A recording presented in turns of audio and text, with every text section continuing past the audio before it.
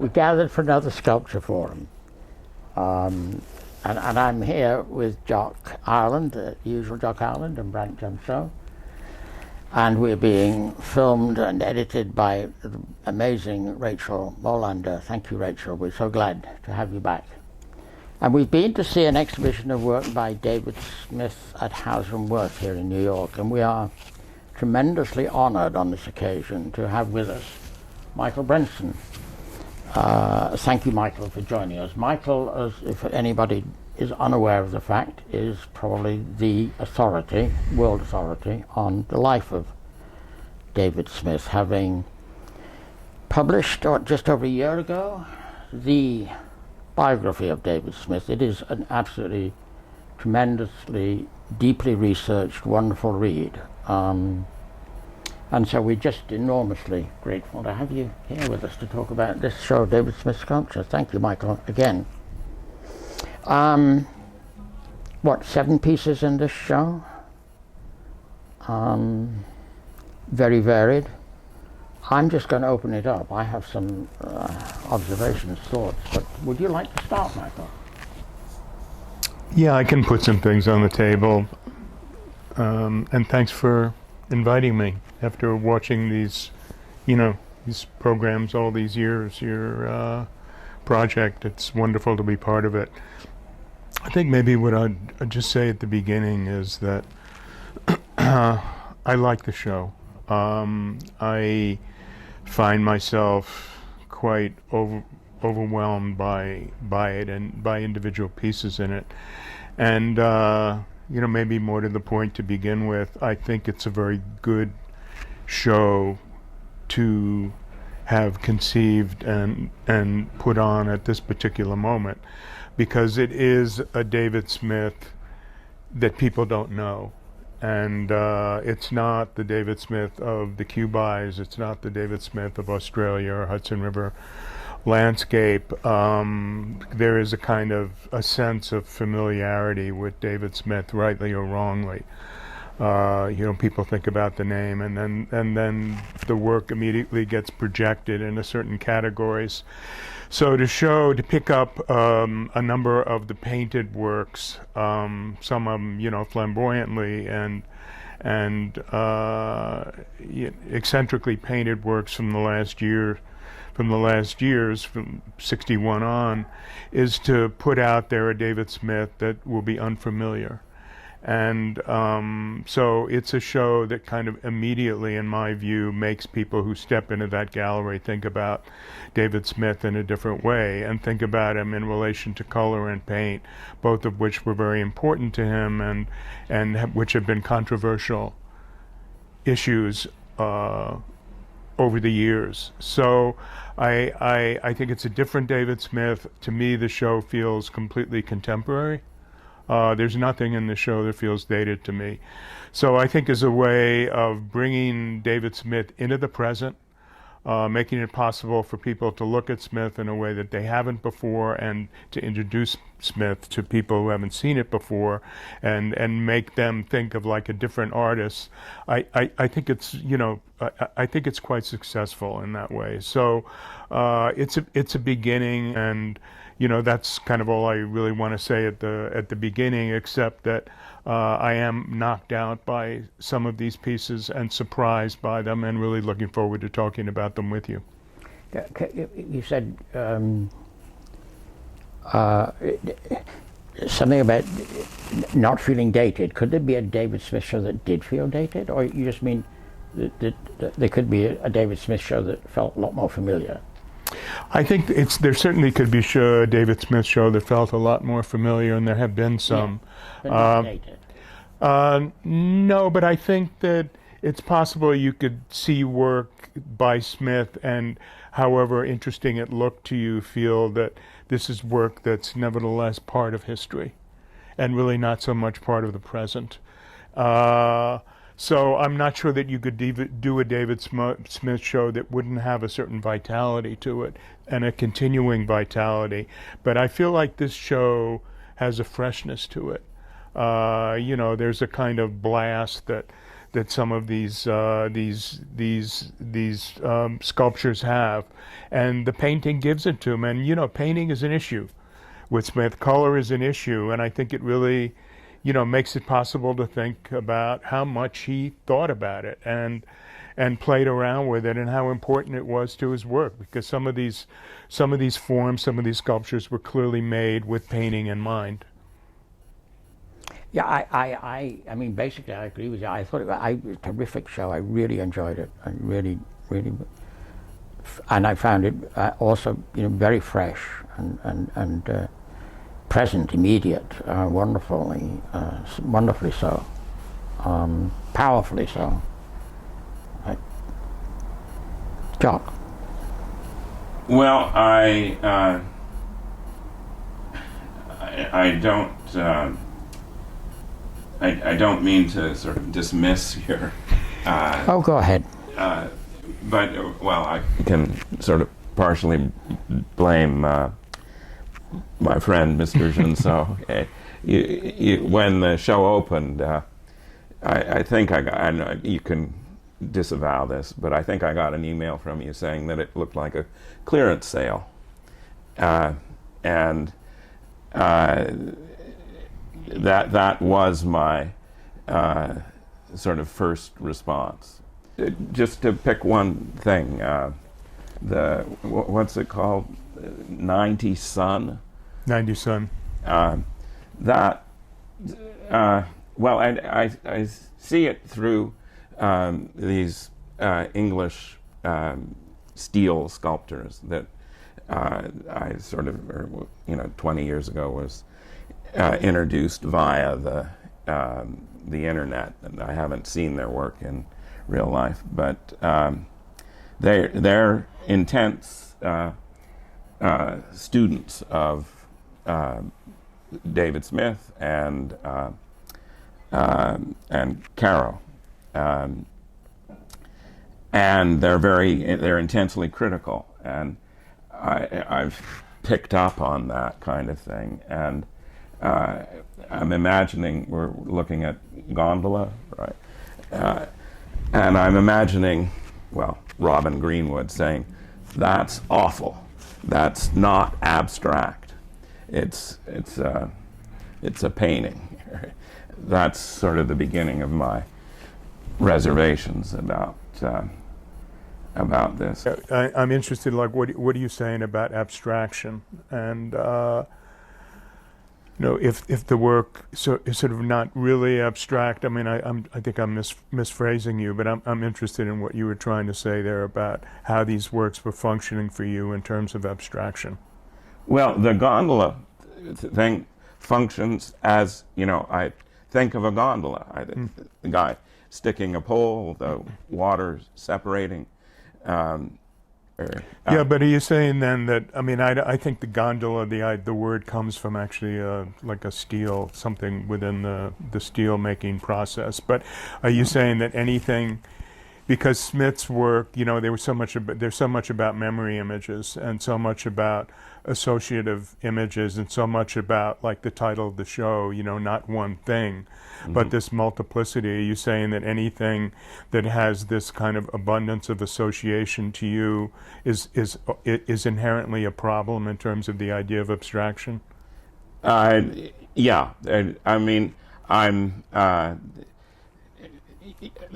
I'm giving away the influence of these English sculptors on me. Brandt, I think I also got that email from you about it being a fire subject. I think that was before you'd seen the show. Yeah, that's a reclaimer. Yeah, because I don't think before I'd seen it. I looked at the list of works and thought, oh, these are the things that you see in the background of the shots of the fields, or of other pieces that are, favorites, big favorites, cardinal works. But then going to the show, having the experience face to face and in person, it's kind of the first thing I was struck by is the uncanny presence of the artist. It's like I can think of like very few artists who can exert this sense of being nearby, you know, over across time, over distance. And it's the more peculiar because if it's a matter of modeling in clay, well, you can see the passage of time, you can really see the work evolve before your eyes. But working in steel, a whole different kind of labor, division of operations. It's like I've asked myself, how does he do this? It's really magical.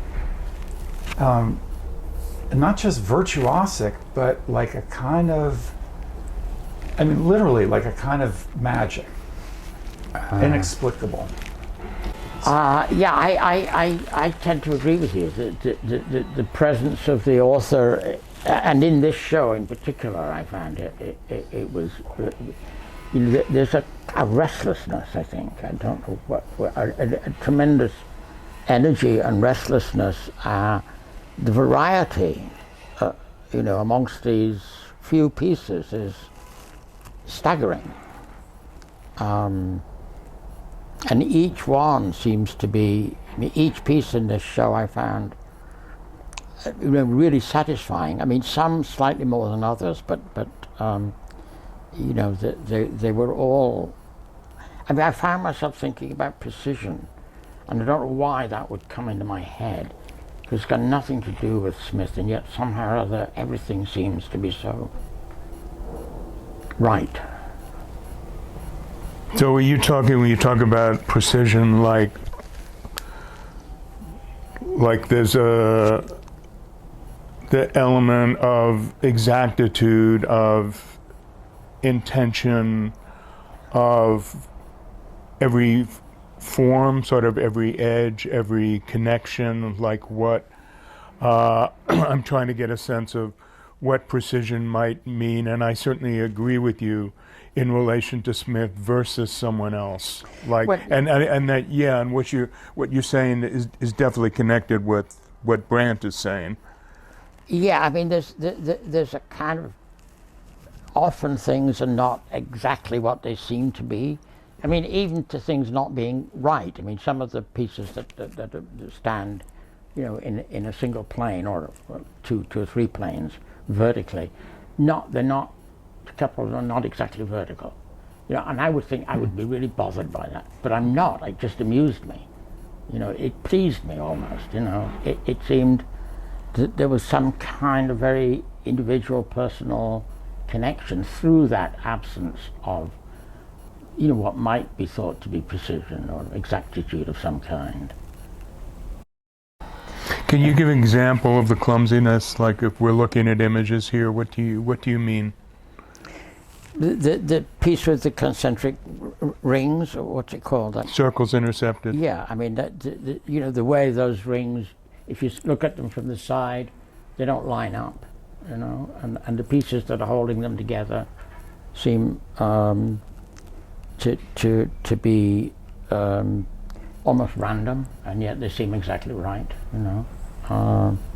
And the painting on that piece and on the other heavily painted piece, is it Rebecca's Rebecca's circle is so kind of well, it's not. I mean, it seems like it's just kind of done casually or clumsily almost, and yet it seems to work perfectly. But I think this element of frontality, sort of, you know, confrontation, directness, and then playing off that where it's changing all the time. I think that's I think that's, you know, really important, the kind of immediate authority that the images, that the sculptures have, but the images are always changing. And you know, what you're talking about, this absolute commitment he had to unpredictability, that nothing would ever be created or exist in a formulaic way. Yeah. that you can't ever really go from one thing to another thing in this logical way in which, you know, it might be systematically laid out. I mean, he was fundamentally against that idea. The only rule is there may be no rules. Right. So that there is this, you know, this improvisational quality, and maybe is that partly what you're saying, Brandt, though, about the way in which he's always present, the improvisational in intelligence, where you're just so aware of move to move to move, because that there has to be a certain kind of personality behind that, a person behind that. It's broader and less explicable than that. Explicable. But I know you use the word magic, which is like really interesting to me, but you're also talking about intuition, aren't you? Like an kind of absolute power of intuition and, and trust in it. Yeah, I mean, like a super active, authoritative, formal mind, but like so unabashedly intuitive. Mm-hmm. I'm swept away. You know? I mean, one of the things I'm swept away by is the complexity of the work, or the complexity of things it brings up for me. Any of these works, you know, and that Jock, you know, is its strength in my mind. You know, rather than complain about it having brought to mind all kinds of, you know, and what was he thinking about? You know, I don't know, but you know, that seems to be, you know, a richness in the work, and not something that I find, because it doesn't ever, I don't think, aspire to be purely abstract.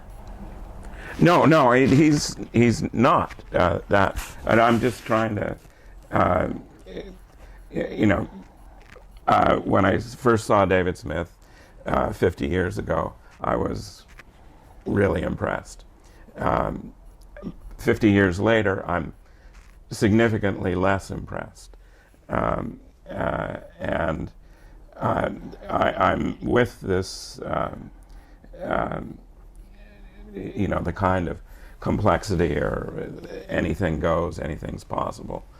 But I see real limits to that, and the limits are David Smith.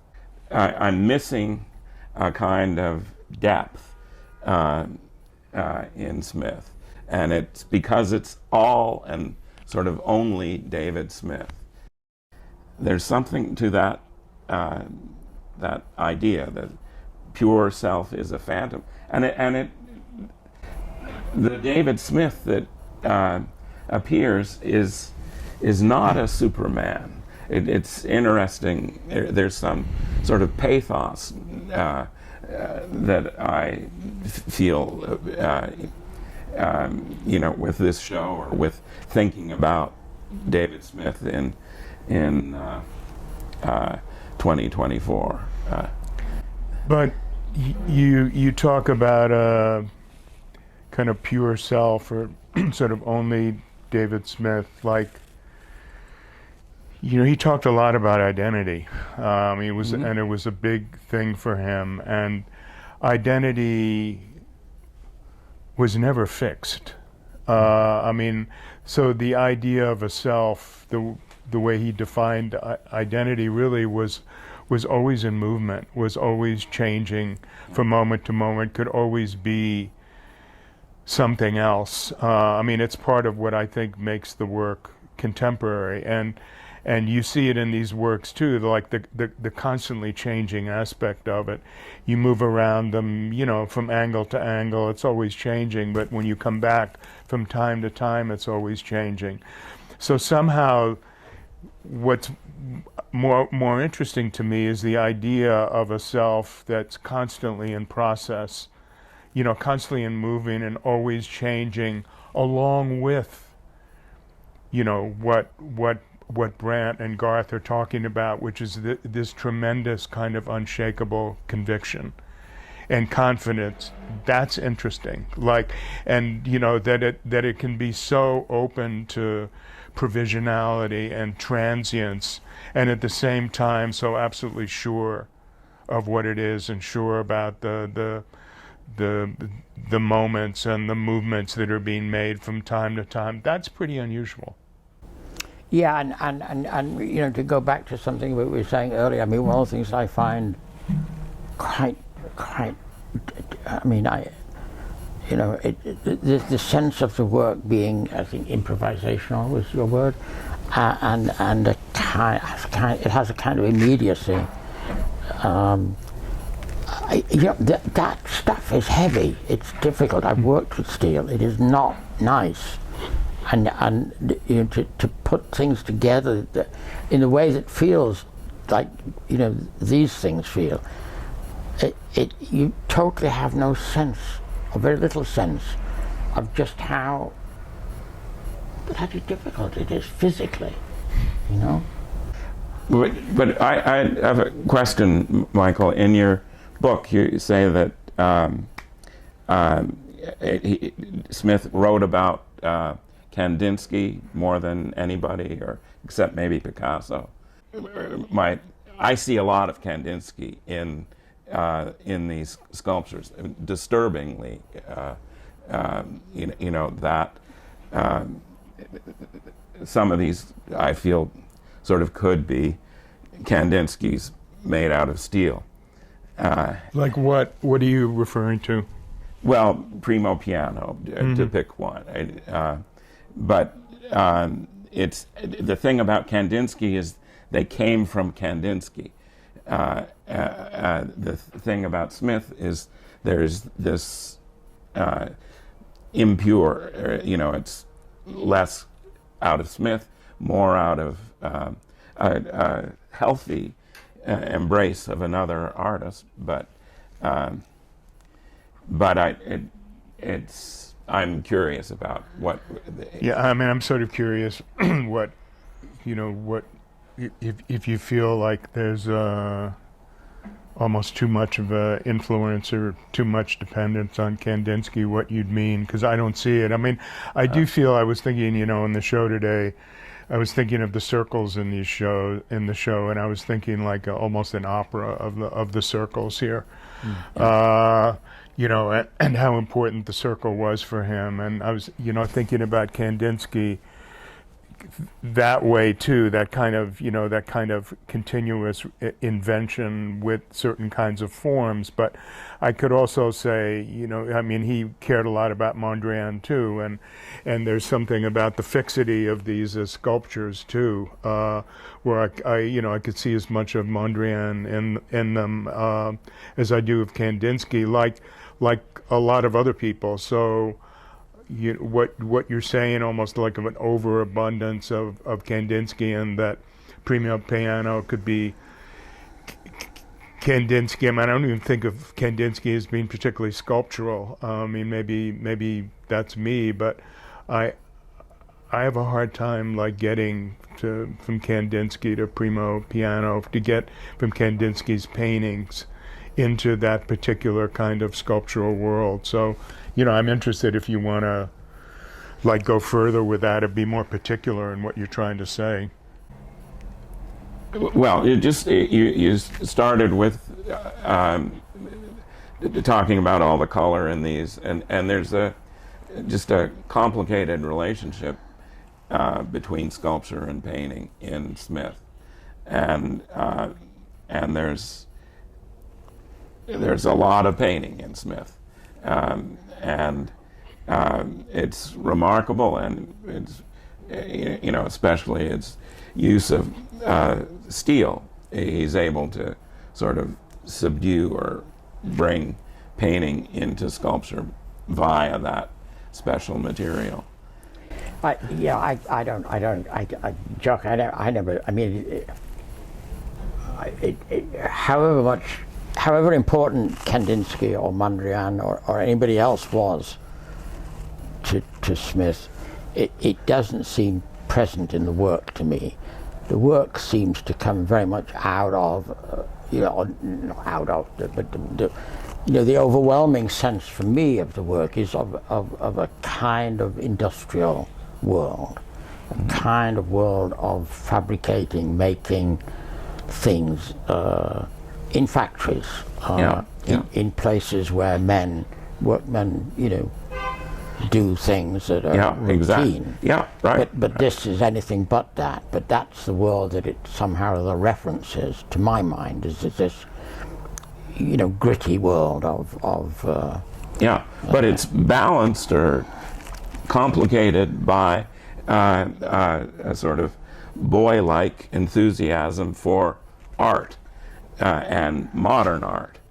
Well, I mean, it's relevant, to the extent that I think Michael speaks about of Smith's ambition to bring sculpture to the forefront and to not have it be second cousin to painting. If that's something that is partly driving him, then what you're saying may have some relevance. But I don't. Okay. Well, it's not all of them, but certainly the Zigs, or the Zig 1 and the primo piano there, that just said Kandinsky to me. Yeah. So if do you feel that this painting and sculpture question and how these sculptures might be speaking to the history of painting, or to contemporary or to modernist painting? I mean, we're looking at circles intercepted there. There's certain obvious references there to Ken Noland, right? To people he knew, but it seems that the references are multiple. I look at the Rebecca circle there, and I look at the way that the steel almost seems to be cut with a scissor, right? And and I think about Matisse's cutouts, right? And which he was looking at too. But I think the way his mind worked, like he was always speaking to a lot of people. There was always this kind of multiplicity. And I think with Zig 1 too, with that brush, the particular kind of brushiness to it, and the palette, which can make me think of Pollock, things make me think of Guston. So I don't see, in terms of painting, I see like a multiplicity of it. Which is true of him. Like it's kind of never one, but it's always many people. And then there's many people. That's really interesting to me. If somehow, and Garth, I'm glad you brought up like the whole problem of painting and sculpture, and part of his mission to make sculpture equal to painting, which had always been the dominant, or for centuries had been the dominant art in the West. Like, how does he do that? So there were all these aspects of painting that he's working with, and I'm just kind of interested in how you see the paint actually working. Do you see these as paintings? Are they paintings, or are they sculptures? Are they always like clearly sculptures for you? And do you see other people, like what are all these dialogues? And I think there are many of them, as there are with the history of sculpture here. But I guess I'd like to pursue this painting and sculpture question a little bit further. I see them as sculptures. I don't see them as paintings at all. One of the ways he was able to push sculpture, to make it in some way more comparable to painting, is by this being improvisational, by being able to work in some ways very immediately and directly and spontaneously. None of this draw a sketch first and build it up in a model and then get the thing made. It was direct, and that seemed to be important, especially at the time. Yeah, it's fine. But Rebecca's circle, it is, the issue for me is it a painting or is it a sculpture? And the thing that's, I sense, I see something trying to emerge, and something being that Rebecca's his daughter. I don't know the details, and young daughter Flower, and yet on the sort of backside death, the black paint and whatnot, and that then he begins to get interesting performing, but it's sort of disappointing in that it's sort of so simple, but how can you say that? How simple? How can you talk about that work as simple in some way? I don't know what you mean. Well, the material has limits and it allows things to open up, but it also there are limitations, and the limitations he's stuck in kind of technical questions and not able to get past or not able to really to engage with kind of deeper things. What's deeper than the love and joy in one's daughter? I mean, what's deeper than that? I mean, come on. Well, in human terms, is that depth in that sculpture? That's I think very so. moved by it. yeah. Okay. And I'll bet you $10,000 that somewhere there's a construction paper collage cut up thing by Rebecca, and the edges are scissored all the way around. Yeah. I've thought to myself, if I had the motorized torch out, would I cut them this way? No, I just couldn't figure that out.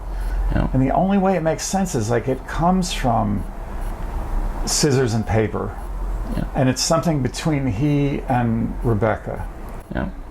And the black on the other side, one of the ways I think of it, it's like a sun or a flower. Yeah. And it's as if it's sort of like held out. And you don't know whether it's held down to the child or held up to the dad. But on that back side, that black thing is like a cast shadow. So whose is it? I tend to think it's the adult from above. And he's casting like the viewpoint of years and weariness and loss of innocence over this utterly fresh, spontaneous thing handed to him. There's a kind of shadow on it. I think that by means of this pure intuition of like there's no rules, can't be any rules, he goes to these places that are between things, not categorical and not cubist and not minimalist. They're all his own, and it's like the right questions have yet to be asked. The stuff is not elusive, but deep, and deep in its variousness. Well, Michael, you're interested in the issue of the painting because it's been controversial in terms of Smith's painting of his own sculptures? No, I was just interested in how you thought about the painting, and I think I think your response was to the point, and it reminds me of like there were two. You talked about two periods where painting and sculpture were completely merged. One was in prehistory with the caves, and the other was Cubism, where the two disciplines just came together. And for him, it was the more he could actually bring them together, painting and sculpture, it was like, then it would multiply, not just 1 by 1 equals 2, but 1 plus 1 could equal 4 or 10. I think, I keep coming back in some ways to Brandt's use of the word magic, but I think he wanted something almost exponentially greater, and so that the painting and sculpture could do something more than just painting and just sculpture, but it become something that you've never seen before, something that we hadn't imagined before. And I think Rebecca Circle is kind of phenomenal. I love what Brandt said about it, and I think that kind of wilting head, like an animal. I mean, he did a horse, I think, at one point for like a silver horse for Becca and Dita. It makes me think about that too, like a figure on a horse, but it almost like a head on a horse. But it's almost like the associations with that piece become so, like they just keep going. You know, I mean, there's a richness to it, and that's kind of what I'm asking about what painting and sculpture, what he's actually looking to create. And you know, we're looking at Gondola there. It's like he's moving towards something else. Well, I seeing this show makes me wish he'd painted more of his sculptures. You know, really. But of the pieces that I'd seen before this, either in person or in books, I'd never seen painting or the sense of painting the way it came home to me in this. Again, because I'm familiar with Smith's like the circles, that it's opaque and each color is identified with a shape and it ends with an edge. Yeah.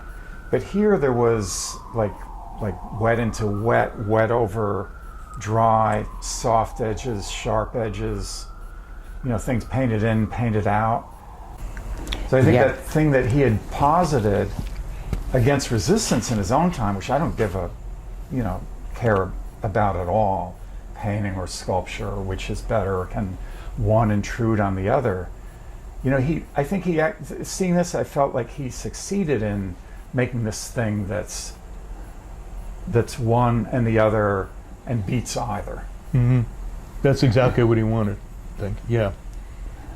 Yeah, I don't see that because you know, because so much of painting is about illusion, and that's really missing here, except to some extent in pieces like Rebecca's Circle, you know. But generally speaking, that's not what they're about.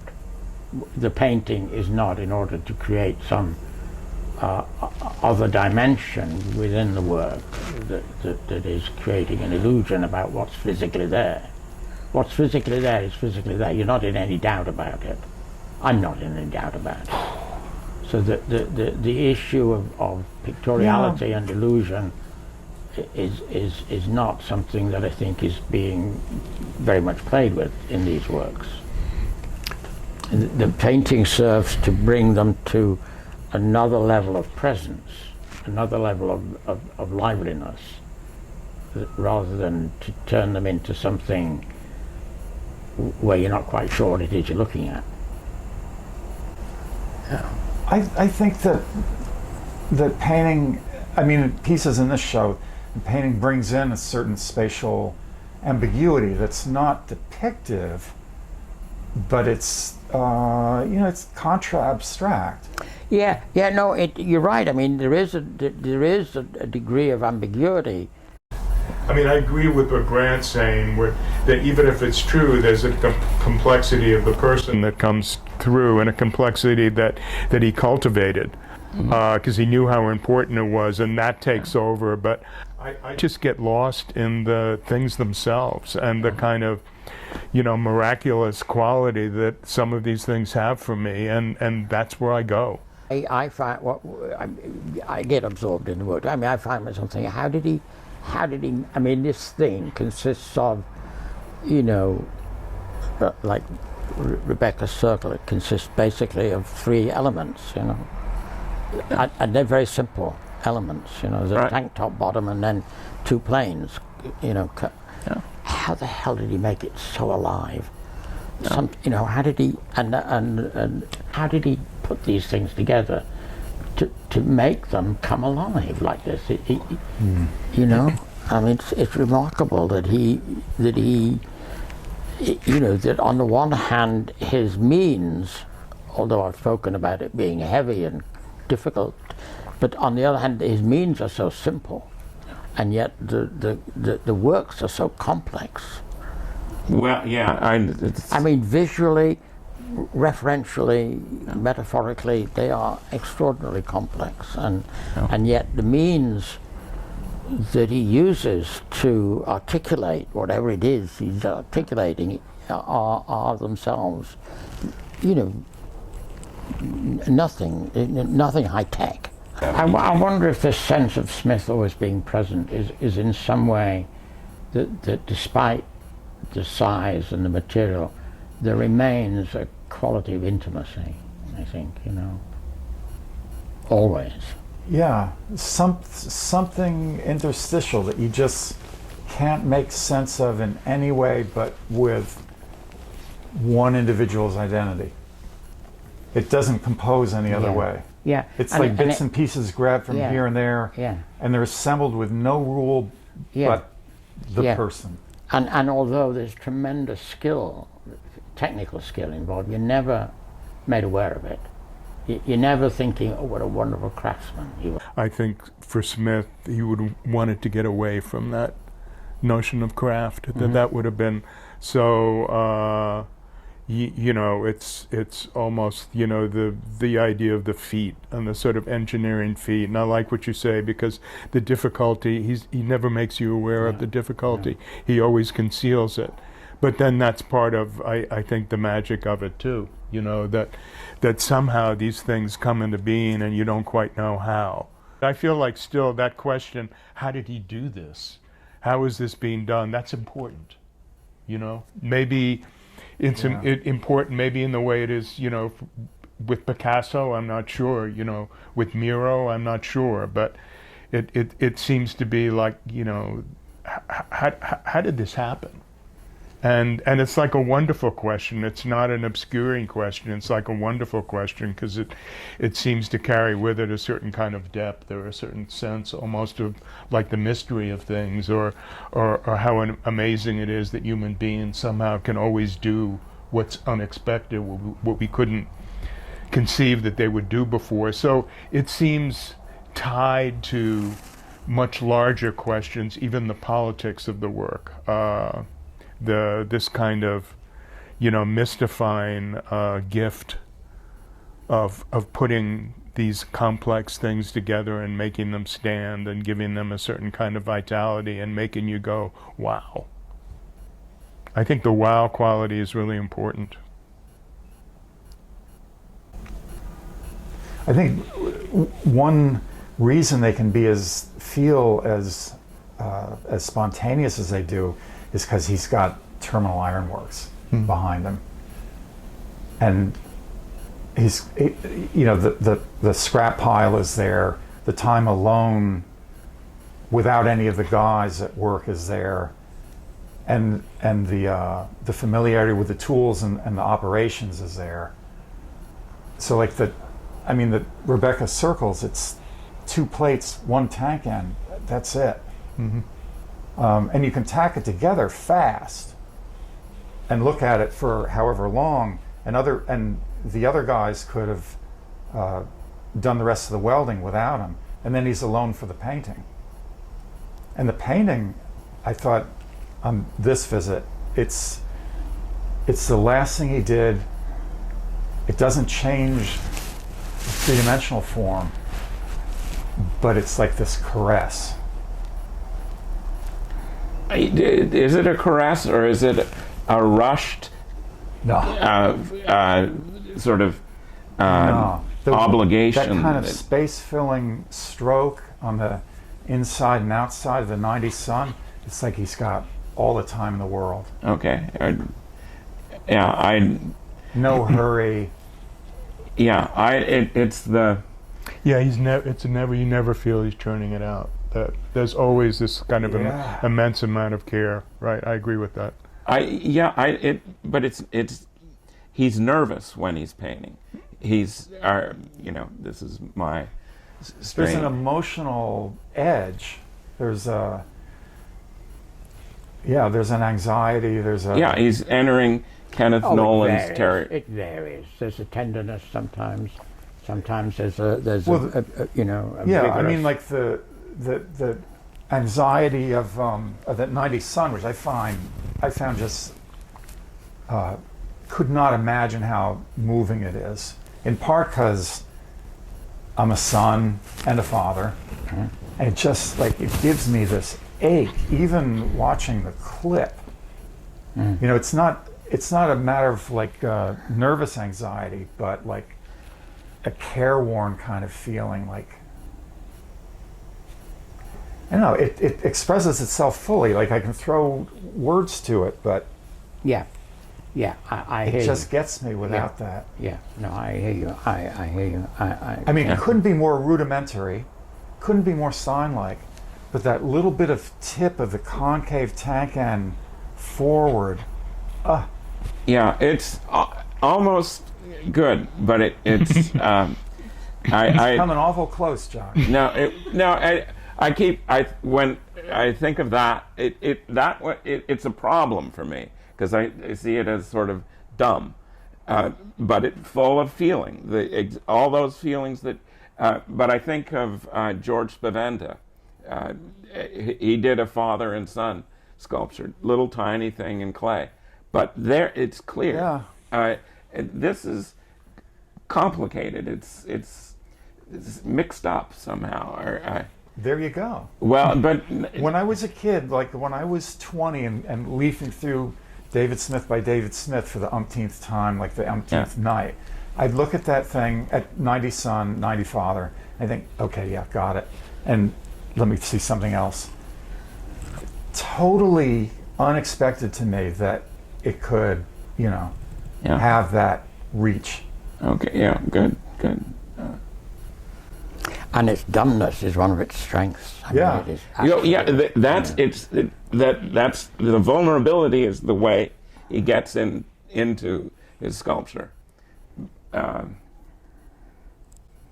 I mean, yes, I mean, And it's a counterpoise to the conviction of every statement, or many of the statements that are extroverted and garrulous and seem to be certain, but have somewhere this contingency, this feeling of like, look what I found. Let me show you this. Like this whisper, the Smith whisper. Okay. I want you to see this. I got to share this with someone. one of the things is I love that. These things come together in a way as if they come together all at once. I don't have a sense of his putting this and then adding that and moving this there and all of which I'm sure he did, but it's as if when you engage these things, I don't have a sense of the process that brought them into being. They are there, they're present, and you have to just kind of accept and engage them. Don't you feel it's different though with Zig 1 because it's so incremental that the idea of putting this and then doing that and then doing that and then doing that. Yeah, So that you get into some of these you really do get into the process. No. My experience of the work is incremental, but when I thought about what did he begin with, how did this accrue, I couldn't make sense. I couldn't tell myself, oh, he must have started with this, and then put these on. He must have started here. He must have begun. That must have been the last piece he added. I couldn't. I couldn't go there. I tried, but it wasn't. Didn't seem appropriate. Didn't seem relevant. Because, for instance, gravity's got nothing to do with it. No. Because you see the shots of him laying things out on a table. Yeah. Hasn't figured out the base yet. Yeah. Or where it'll be. Or No, he must have made a lot of these things flat and then stud them up. Yeah. And he must have done that. I mean, probably stud them up and laid them out, stud them up and laid them out, I imagine, several times. What do you think of the openings in the works, like the circles intercepted? There's that little sort of circular opening in Primo Piano 2. Were these, because when you're talking about illusion, I was kind of thinking about that, like they almost function as lenses, right? They're funny kind of lenses, but but they always bring into the space around. They bring in the space around the work into the work, and they kind of extend the work because they're automatically you're looking through it, and then the far reaches of the room before and around it. Plus, I always, I experience those openings spatially. They invariably have a certain kind of spatial density to them as well. So, I guess I'm asking about how they function in relation to the environment around them, and how they become even sculptural in themselves, and at the same time kind of blank, right? What's the word I can't think about? It's like ciphers, there's a cipher quality about them. So they carry so much meaning on different levels, but one of the really important ones is that they allow the space around it, they bring the space around it and people around it into the room, into the environment with them. And that's really sculpture. Because a void, you can't have a void in painting. Yeah, right. Solid void, like that's not painting. That's But I mean the sense in which he is clearly acutely aware of the way space is interacting with the forms he's using. That's consistent throughout. I mean, there's no question in my mind. One of the ways he brings something to life, like that sun piece, is just how much the space interacts with it in its simplicity, but it's remarkable in the way the concave part on the back and the hollow on the front of the upright.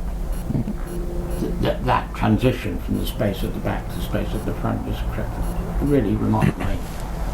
One of the things that makes it alive. Yeah, the work, I don't know. I kind of don't want this to end without also saying that, and I think, you guys were implying in a way, they pieces that kind of make me happy. I kind of, I like being around them. There's a kind of joy to them with everything else, and it's not a simple joy. It's kind of a hard-won joy that carries so much within them. But, they made me today just sitting there. I felt kind of happy in that room. It's not a feeling I often have, around art. Yeah, and as you say, it's not that the works are not whatever joy is there is not superficial. But there is, yes, no, I agree. There's something very positive about the work. It's not optimistic. Well, I'm not sure it's optimistic. It is just positive. I'm not sure it's optimistic or negative or pessimistic. It just seems to be here now. But there's a lot of hope in the work. I mean, I don't want to use words that are platitudes, but I just think it's true, and maybe it's part of what people might need now or pick up on when they go into this show. It's a terrific show. I'm very glad we were able to see it and talk about it. Has anybody got a last word they want to, something we haven't said? Nope. Thanks, Garth. Yeah, no, stunning show. Thank you, everybody. Thank you. Thanks, Rachael. Yeah. Thank you, Rachael. You can cut out everything Jock said and we'll be okay. Yeah.